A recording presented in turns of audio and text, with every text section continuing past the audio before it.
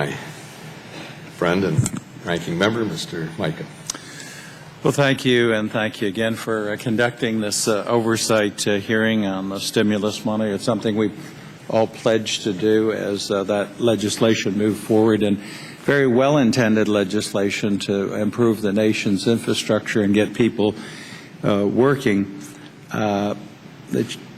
The chairman has pointed out that we do have some concerns about the rate of which some of the money actually is being put into projects. I also have some concerns I want to express this morning about that. We saw the amount of obligated funds, and that has increased now to over the 50% mark. The problem is, as of July 27th, only 919 million, that's not big, 919 million of $48 billion of DOT money has actually been spent. Given the calculation, and we estimate for every $1 billion in transportation infrastructure spending, you can create 28 to 32,000, and if we use an average of, well, we even take the high number, it's less than 32,000 jobs have been created so far by the money that's been spent. Now we do have, of course, obligated money, but in the meantime, we've lost 1.5 million jobs nationally. And then I think we have to turn ourselves to some of not what we say, but what some of those will testify. And I had a chance to preview the GAO draft testimony, and I'm also concerned about that. We find that they say with most funded projects relating to transportation, they focus on paving improvements, and there's nothing wrong with that. And I have to compliment the Department of Transportation and state departments of transportation for trying to pick the low-hanging fruit, get the money out as soon as possible. But many of those jobs are short-term. Some of the money's been spent, the jobs are already closed down. The problem we have is building the larger infrastructure projects that are multi-year and significant and in complexity, I have to admit that. But for example, we've heard many people take to the floor. Mr. Oberstar and I worked on the Minneapolis Bridge restoration. That was done in record time, within budget, and sped up in less than 437 days, which normally it takes 7 to 8 years to go. However, there are almost no projects of that nature that have been undertaken, and some of the efforts in the beginning when we looked at stimulus, as I said last time, were thwarted in the Senate to speed up the process and give the states the flexibility that they need to move forward, and also the encouragement and the kick in the pants if necessary to get those big projects going. But the information from GAO says only 12% of the funds has been obligated for bridge projects, and of that, well, an additional 6% is all we're going to see for new bridges. So while we have bridges crumbling, we have very few projects on the horizon of a large, significant nature that will employ people long term.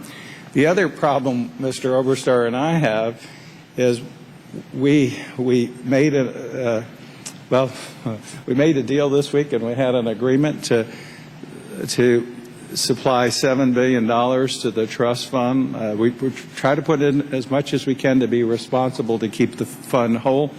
We hope that gets done in the Senate now. But we're on a collision course to disaster because in addition to not having stimulus authority to move forward in an expedited fashion to take on these big projects that employ people long term, we're about to shut down the whole process if we don't have an authorization, with the current authorization, as we all know, expiring the 30th. Now, we put money in, we have current authorization, but we are approaching a collision course, folks.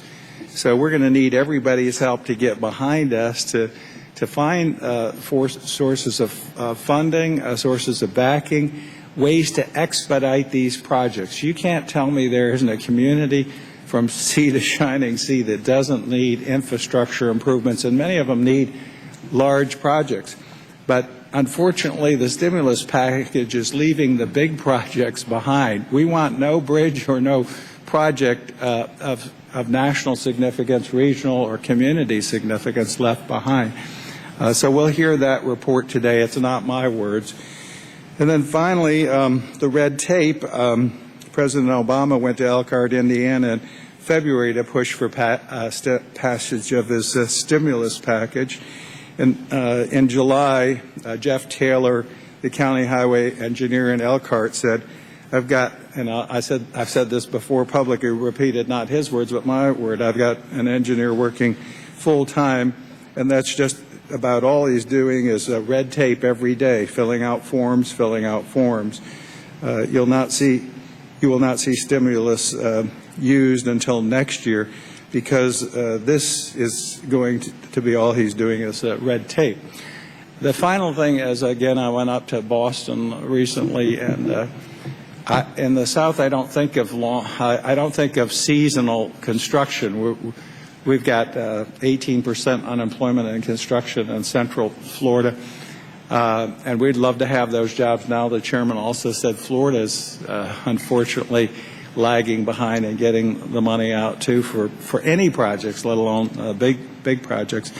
But what scares me is we've got the winter season setting in, which you don't think of again in the South. But many of the DOTs across the northern tier of the nation will be shut down, and it could be pretty grim this winter. So I'm not a happy camper with this report, Mr. Chairman, but hopefully we can get some. And there are agencies that have gotten the money out pretty quickly. DOT has done, I think, the best they can.